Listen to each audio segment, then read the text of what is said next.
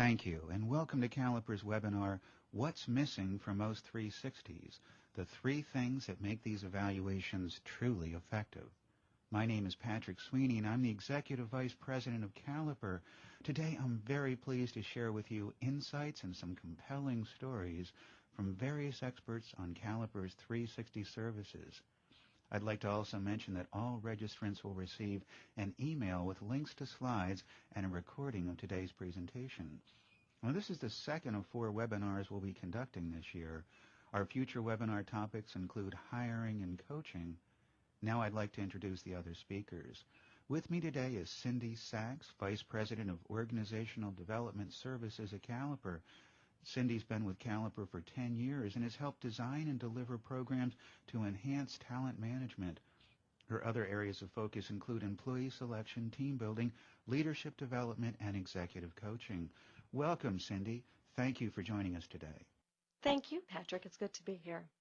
Also, later in the presentation, I'll be speaking with Diane Brown, Divisional Vice President at Thomas & Betts, who will discuss her organization's experience with Caliper's 360 services and how the process benefited their team.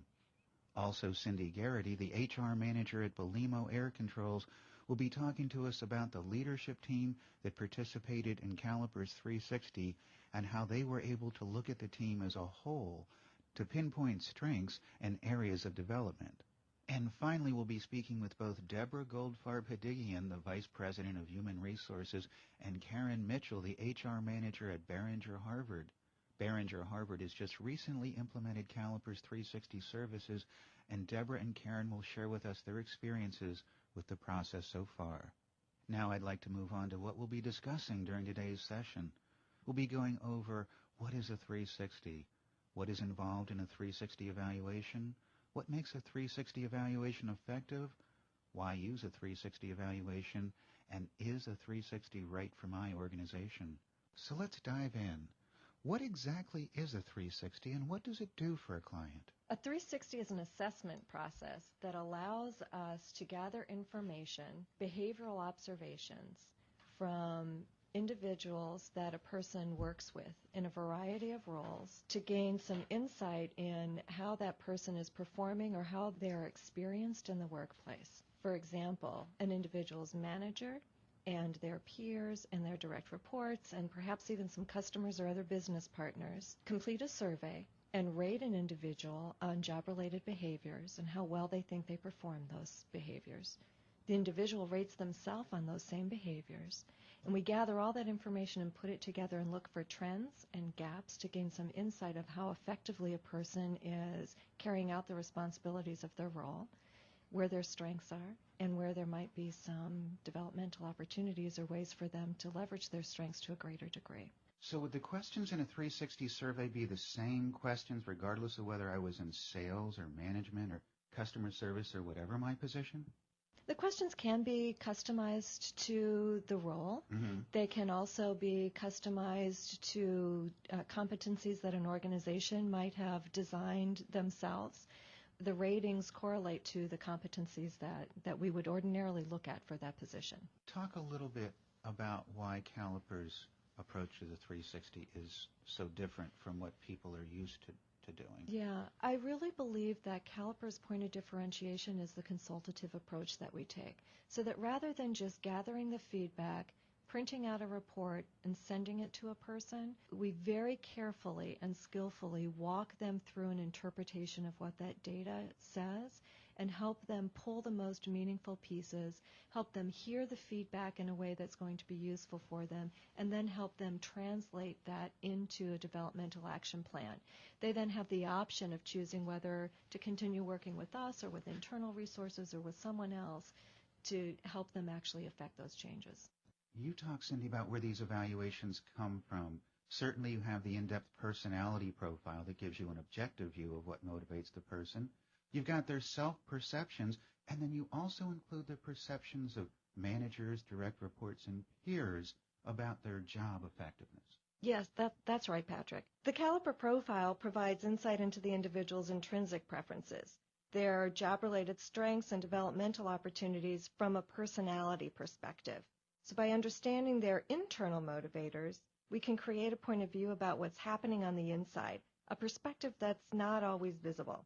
The behavioral ratings, based on how a person believes what they use they've got and how other people experience them in the workplace, create a picture from a different point of view.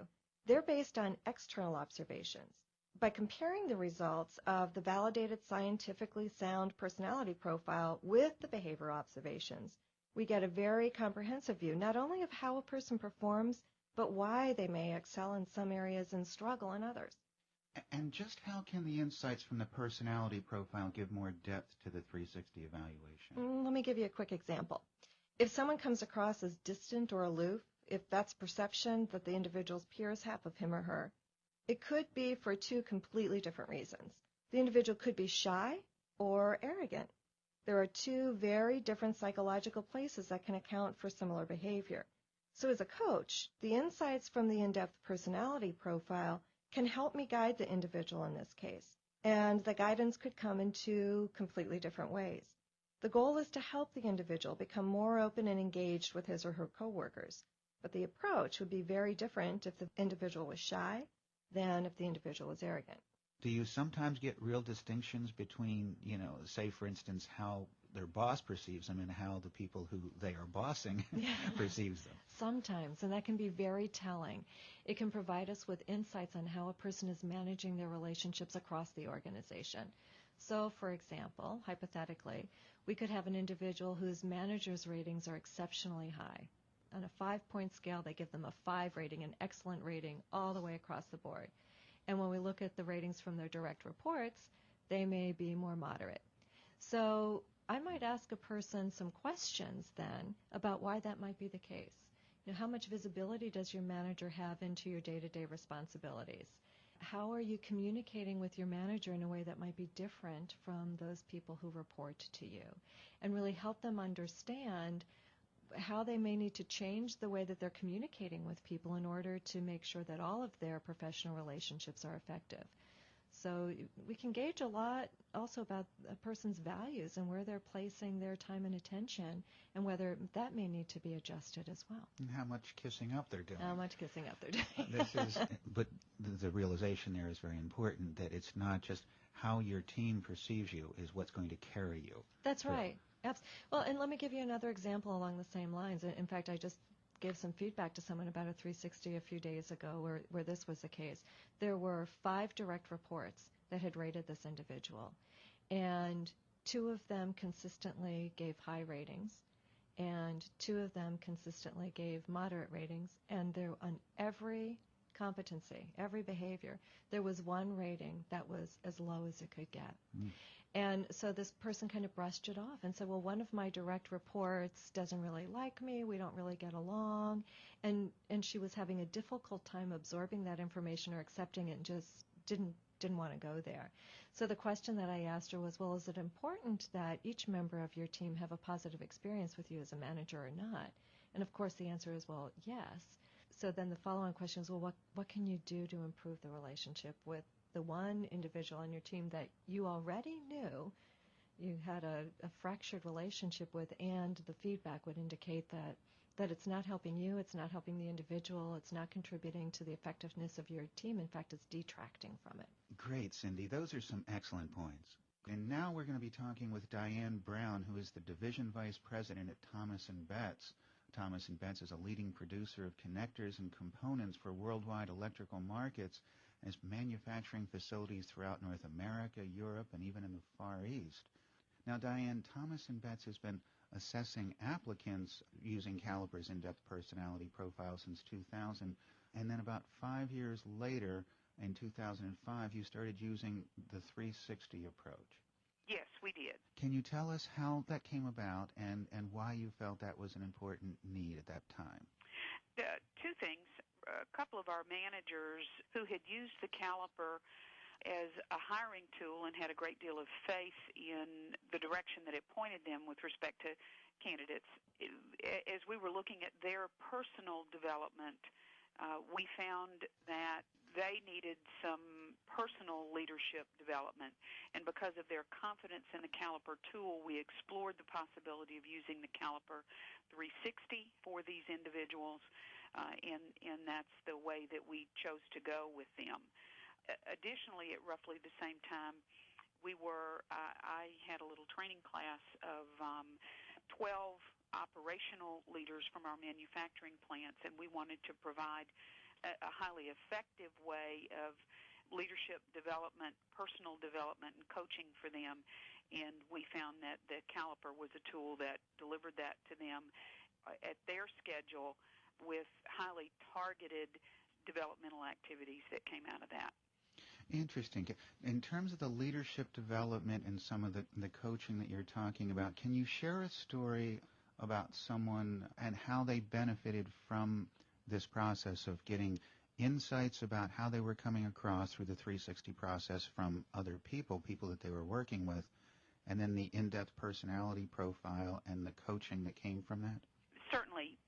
One of our managers of a fairly large department had come to us via an acquisition in the late 90s, early 2000. It was actually this individual who had introduced the Caliper as a hiring tool to us. She moved from a very small organization with about 5 or 6 people as direct reports to her. And as time went on, we found we had a need for a manager over a group of 4 or 5 supervisors and roughly 60 people reporting to them. Her management style was very much hands-on when she was with the smaller group, very much hands-on. And as she moved into this leader of leaders, if you will, role, she had to learn to let go of getting involved in the detail and become more of a person who was steering the boat rather than someone who was actually running the paddles. The Caliper 360 was, number one, she had a lot of confidence in the tool, and it was very enlightening to her because it did point out to her directly that she had to let go of some old leadership habits. She was very open to the coaching that she got, took the process very, very seriously, and we have seen significant change in her style. That's a great way that you have of describing that, Diane, because oftentimes moving forward, the toughest part isn't just moving forward, but it's letting go of some things that worked for us in the past. Absolutely. So for her, it was learning how to delegate more, not so much doing it herself, and that's a lot to learn. Can you share with us how the coaching and the assessments helped her realize that? And then it's one thing to realize it, but another thing to change our actual behavior. She is actually an extremely self-aware person and is very, very committed to continuous improvement, not only in her business environment, but also in her personal leadership style. So, fortunately, she was a very open person. That's why I like to tell the story about her. She actually sought out both people that reported to her as well as peer-level people as well as superiors. She actually sought them out and asked them, said, this is what my 360 told me. These are my areas for improvement. I need your help in this. She is quite honestly the exception rather than the rule in most cases because she is so open to coaching and feedback, and she is so committed to continually improving. She is truly a lifelong learner. And so it takes, as you're describing, a certain kind of individual, someone who is self-aware, someone who's very open, someone who can listen. And it can be hard to take some of those things that might not be as complimentary as we'd like. It can be hard to take those, but if you have those qualities yourself, as you describe, and then if you're working with a good coach who can help move you through the direction that you want to get to, then it can work. Mm-hmm. Yeah, absolutely. You have to be committed. It's not easy work. You have to be able to admit, I may have done some things in the past that rubbed you the wrong way or that were not exactly appropriate, but I'm committed to changing and I need your help to do so. That's a very, very powerful message.